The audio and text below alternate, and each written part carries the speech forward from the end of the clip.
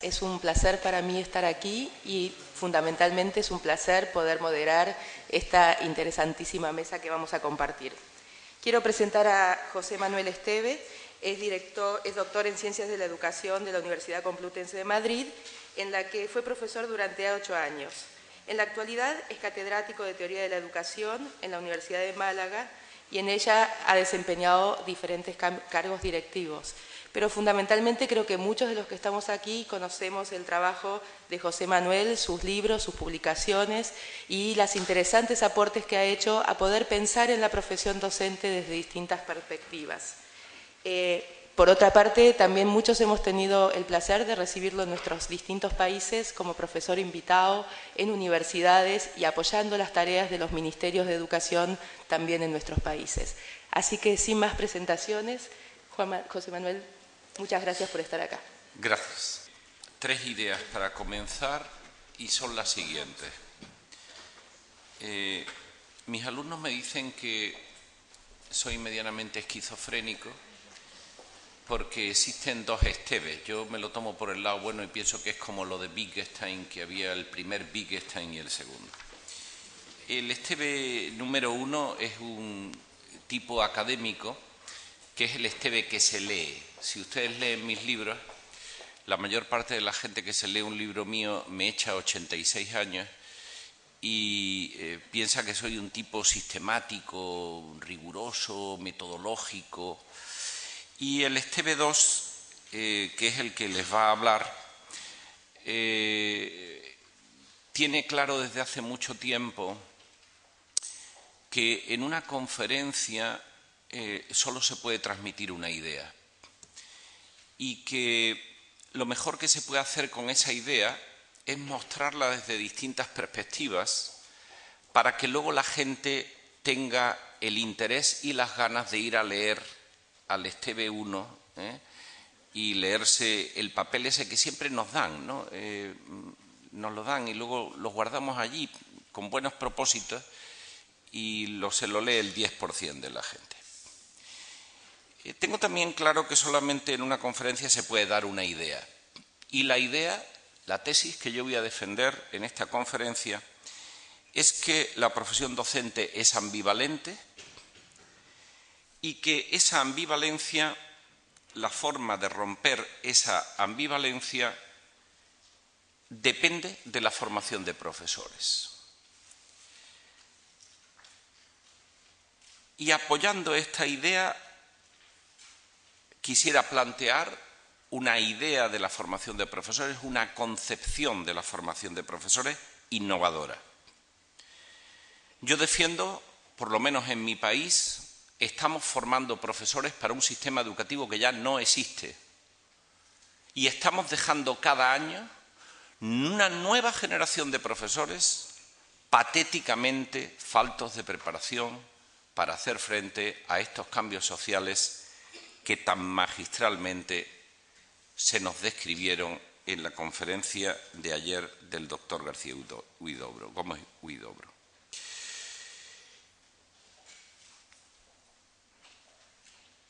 Innovar no es utilizar técnicas de información y nuevas técnicas informáticas.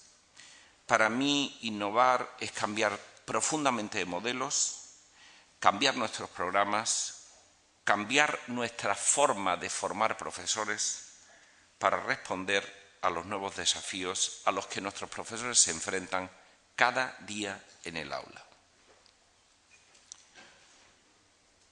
Y en este punto, al menos en mi país, nuestras instituciones de formación de profesores son penosamente tradicionales. Cambiar un programa, introducir una forma nueva de ver la formación de profesores, cuesta un mundo. Y estamos transmitiéndole a nuestros futuros profesores los mismos contenidos que hemos transmitido siempre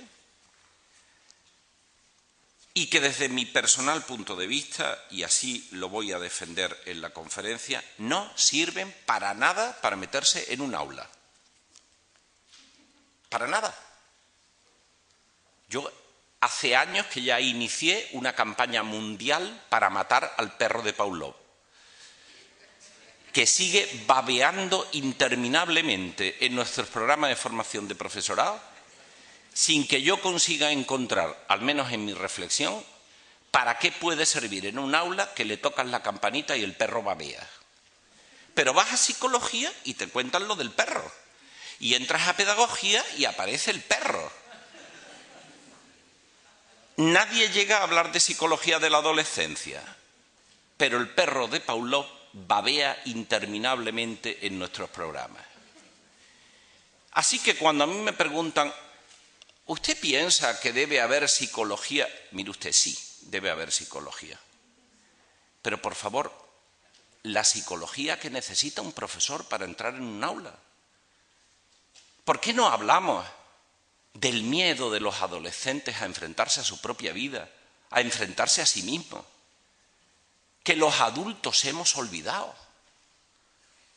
Pero cuando conseguimos que un profesor de 40, de 35, de 50, se acuerde de sus miedos infantiles, de su inseguridad para hablar, de cuando él no sabía qué iba a hacer con su vida, ponemos a ese profesor en situación de ayudar a los alumnos.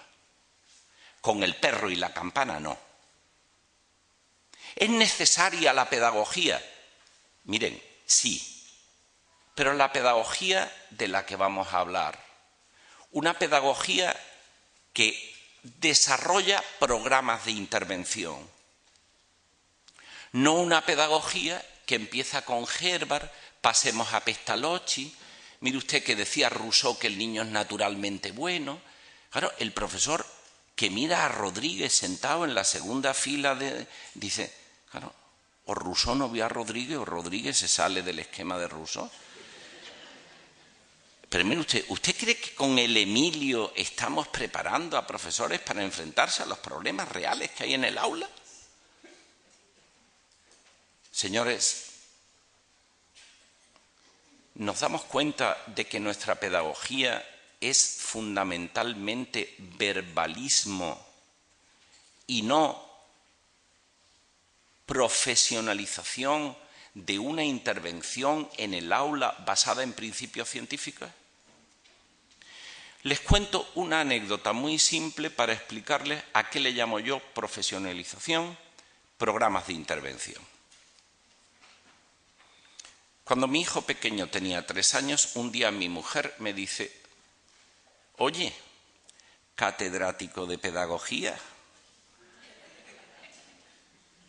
¿tú has visto que tu niño se sigue haciendo pis encima?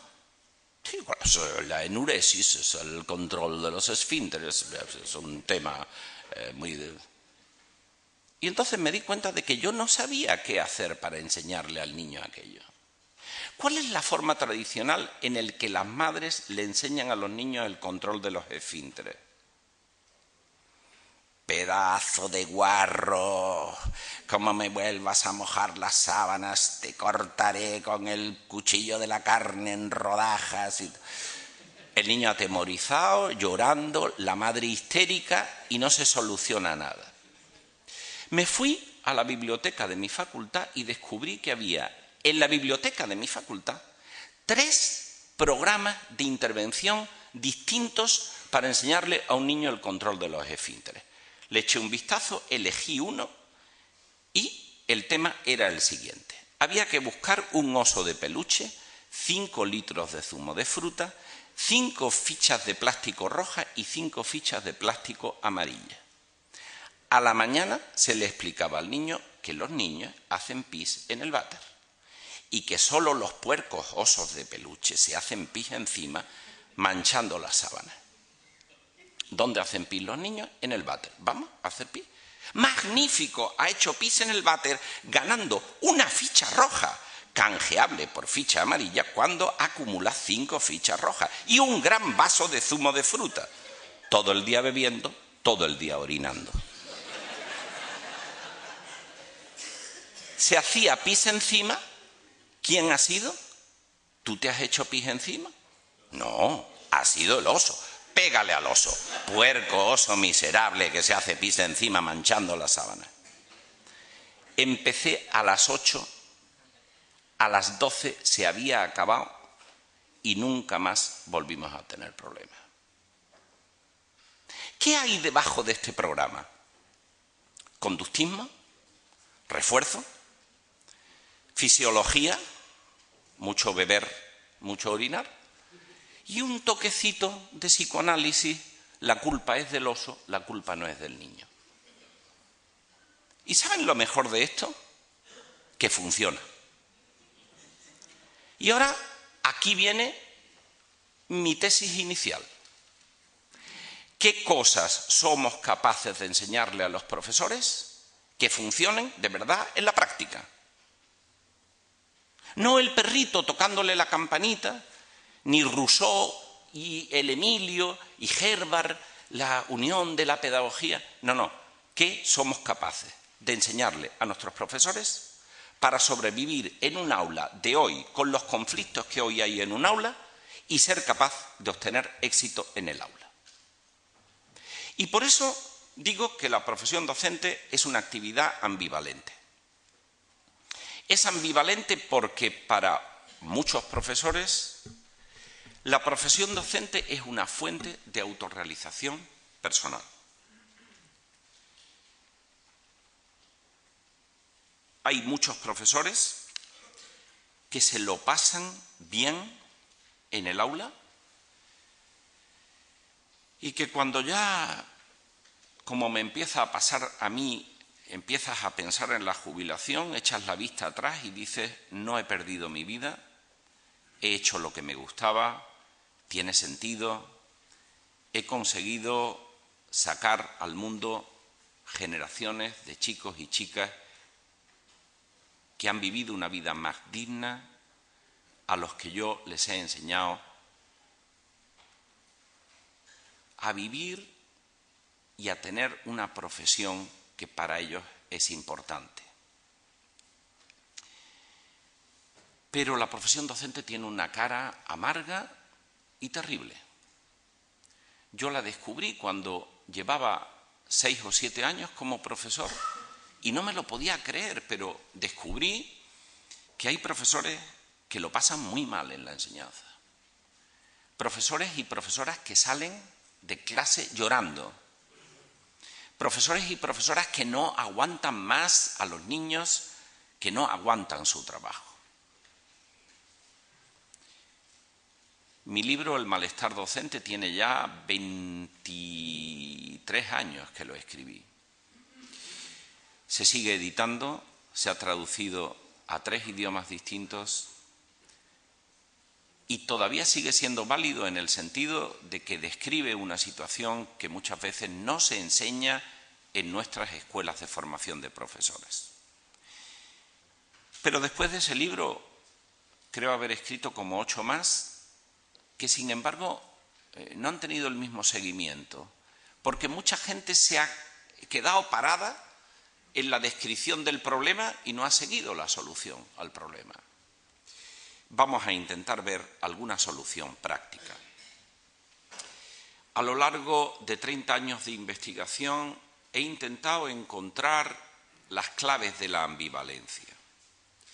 Y si me he dedicado a estudiar los aspectos negativos de la profesión docente, porque ciertamente he investigado el malestar, el estrés, el burnout, los profesores quemados, las bajas laborales de larga duración, los desequilibrios psicológicos, temas de salud mental en la docencia, lo he hecho porque estudiando a estos profesores podía describir los problemas reales que hay que enfrentar para convertir la docencia en esa actividad alegre y apasionante en la que yo he conseguido divertirme durante 35 años.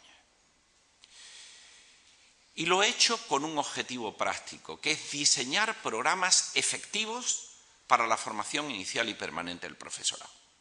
Ya he descrito antes a qué llamo programas efectivos.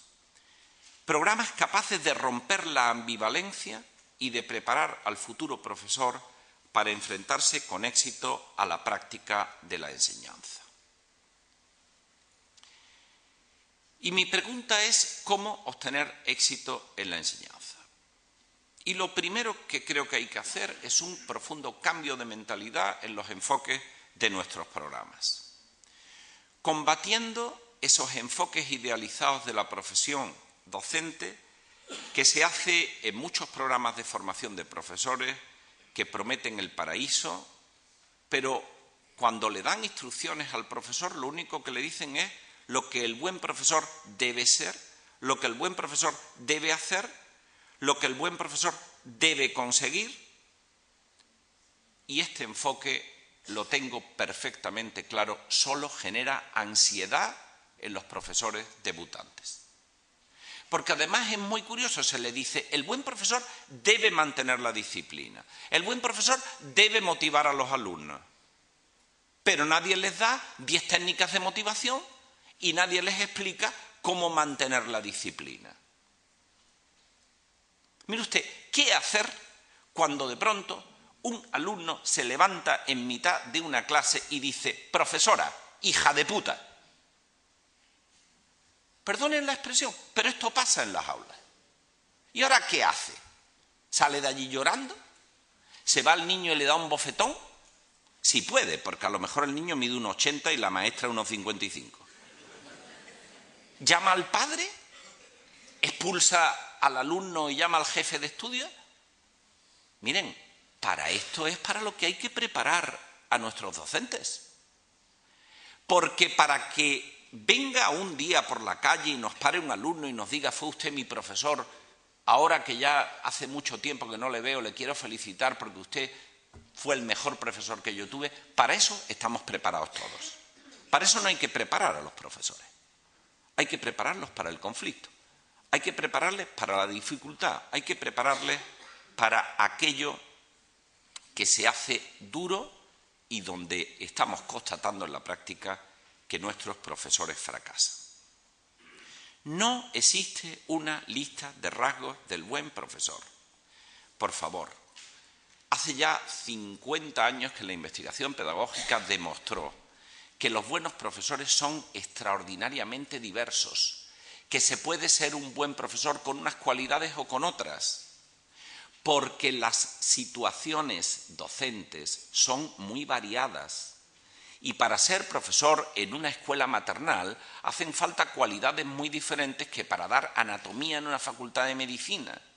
Por tanto, no existe un perfil del buen profesor.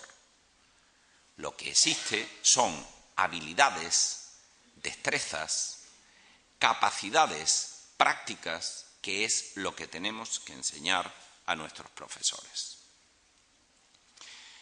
Para obtener éxito es necesario dominar unas técnicas docentes que hoy están estudiadas, que cada vez están mejor descritas en las publicaciones especializadas y que nos permiten dotar a nuestros profesores de recursos eficaces que rompan la ambivalencia y que les permitan traspasar las fronteras que separan el éxito del fracaso en las aulas. Desde este enfoque, la formación inicial y continua se convierte en un análisis técnico de las conductas de los profesores, los climas relacionales y emocionales que generan en el aula, los códigos de comunicación que emplean en el aula, los estilos de respuesta ante la multiplicidad de situaciones que es necesario enfrentar en el aula. Y desde este enfoque, el éxito como profesor se convierte en algo que es posible objetivar, enseñar y aprender. Con el enfoque del profesor modelo, el profesor que fracasa no tiene redención.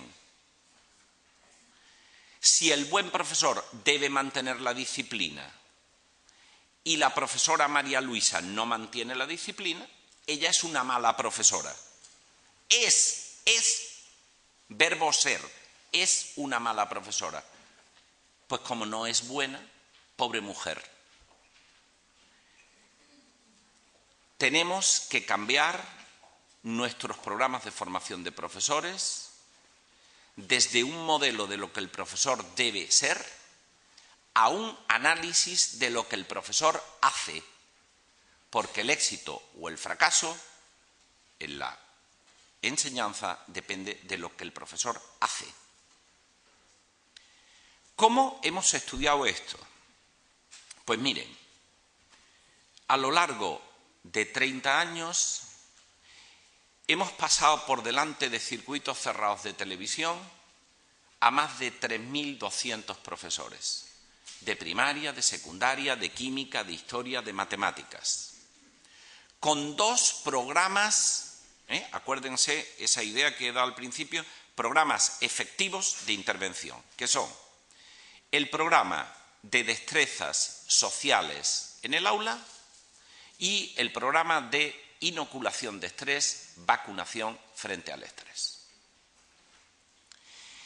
El primer programa es muy simple. Pueden ustedes empezar a utilizarlo desde mañana en sus instituciones. No hay que venir a España a hacer un curso.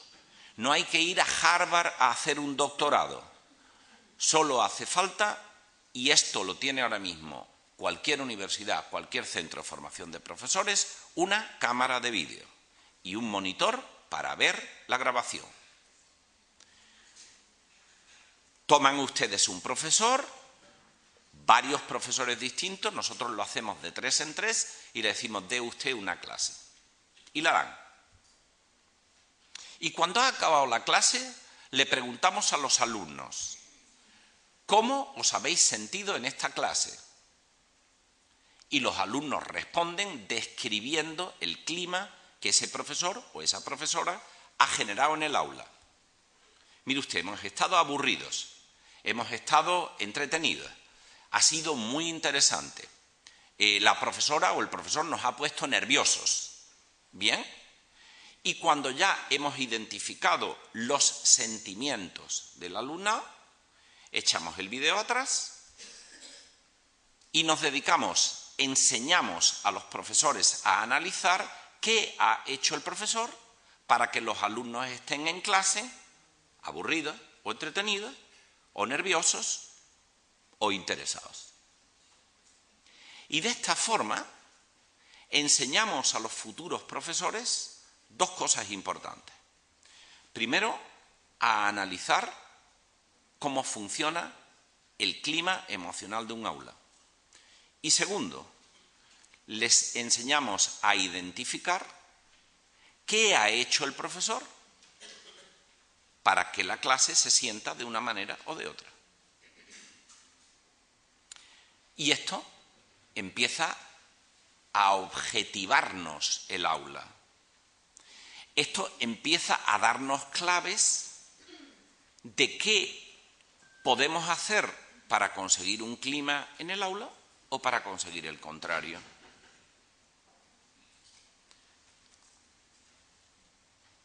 Por ejemplo, sabemos que en un auditorio distintos tonos de voz producen distintos climas en los oyentes. Si yo hablo, como lo estoy haciendo ahora, con una voz grave, y establezco espacios de silencio detrás de cada frase, yo creo un clima de reflexión. Pero si yo me pongo a hablar así 45 minutos, pongo a los alumnos nerviosos. No saben ustedes los nerviosos que se ponen, porque claro, es que no hay manera de estar aguantando a un profesor que está hablando en este tono 45 minutos. Luego entra el profesor de la hora siguiente y dice, este profesor, ¿por qué me deja a los alumnos nerviosos? Pues porque está hablando así. Además de que el profesor se rompe la voz porque es una voz muy aguda y no hay manera de aguantar 45 minutos así. Oiga, ¿usted quiere aguantar así 45 minutos? Pero si yo me pongo a animar un debate con esta voz y pregunto, ¿alguien tiene algo que decir? Pues no participa en el debate ni el profesor.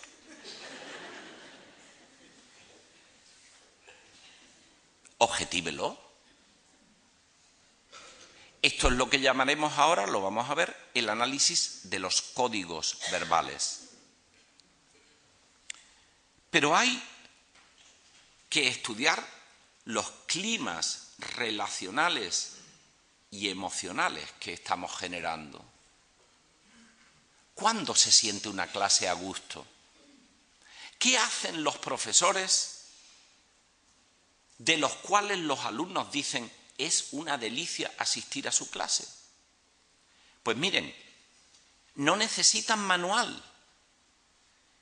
Sus alumnos, si ustedes les van enseñando los vídeos y les van diciendo, analízame este profesor qué está haciendo para que la clase se sienta a gusto o para que la clase se sienta agredida. Y ellos son capaces de, viendo los vídeos, identificarlo. Y de esta forma aprenden a analizar el aula y a responder produciendo distintos climas según me interese. Fíjense que ahora mismo en este aula hay un clima de reflexión. Yo estoy viendo sus caras fijas en mí, están siguiendo el discurso. Pero hace 5 minutos les he hecho reír intencionalmente. Y eso no quiere decir que yo sea un payaso y que la conferencia sea una idiotez. Pero soy capaz de hacer reír, de cortar la risa, de poner a reflexionar, y si dentro de 5 minutos quiero volver a cambiar el clima, lo cambiaré. Pero, ¿somos capaces de analizar los climas de un aula? ¿Por qué no enseñamos a nuestros alumnos a hacer esto? Y ese es el programa de destrezas sociales en el aula. Está descrito, cuando les den mi ponencia escrita, en un libro que se titula La formación inicial de profesores, que está en la editorial Ariel.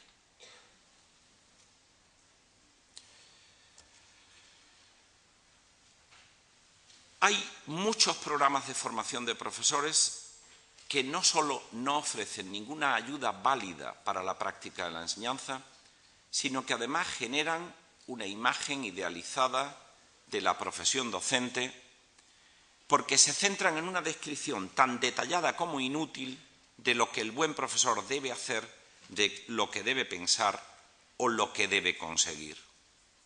Por eso propongo abandonar el estudio de lo que el profesor es y entender que el elemento clave de la cuestión es centrarnos en analizar lo que el profesor hace. Porque desde esta nueva perspectiva, cuando el profesor debutante fracasa, el cambio es sustancial, porque se piensa que ha hecho algo mal. Y esto nos permite encontrar soluciones con 2 trabajos: analizar qué ha hecho y modificar sus técnicas de actuación. Por tanto, el cambio que les propongo estriba en estudiar lo que el profesor hace, lo cual tiene un locus de control externo, y no lo que el profesor es, que es un locus de control interno en el cual no tenemos nada que hacer, eso es una caja negra.